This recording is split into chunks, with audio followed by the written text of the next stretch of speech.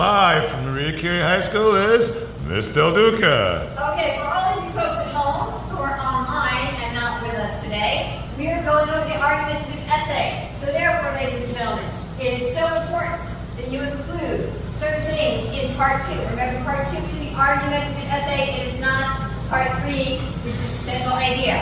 Okay, you must remember, and I'm going to say that again, you must remember to include at least 3 texts when you are writing this.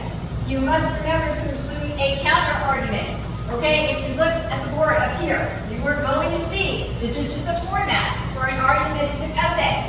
Okay, in it, you must, again, I'm going to say this again, you must remember to include this part. Okay, if you cannot follow each of these steps, then what you can do is you can at least acknowledge that there's an opposing view.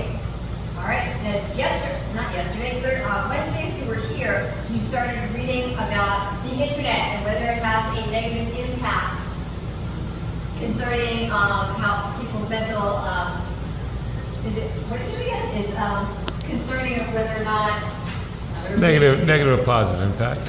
whether it has a positive or negative impact, okay? So this is what I want you to make sure you do. You cannot get higher than a 3 if all you do 3 out of 6. is use 2 texts, okay? So I want to say this over and over again. It is so important. The argumentative essay is 5 paragraphs. How many paragraphs, Aldo?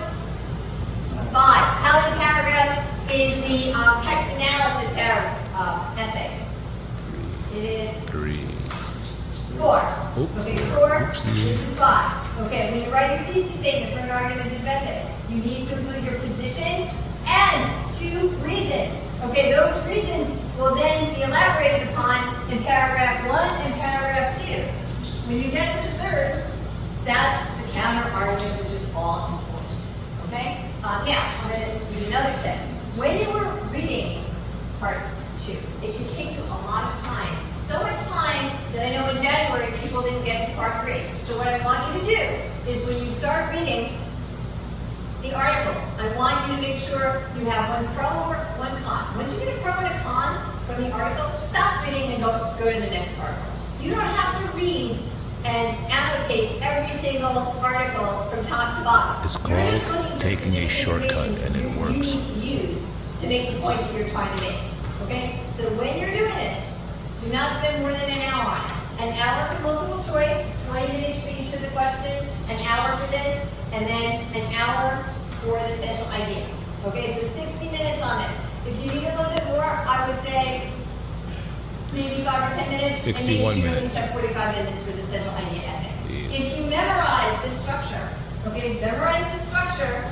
I'm going to be giving you out a handout, posting it online. You will know what you have to put into each section. Okay, so any questions, guys? Because we're going to start this in class, and I'm really hoping that if I post something up for you guys to practice at home, that you'll be working on it.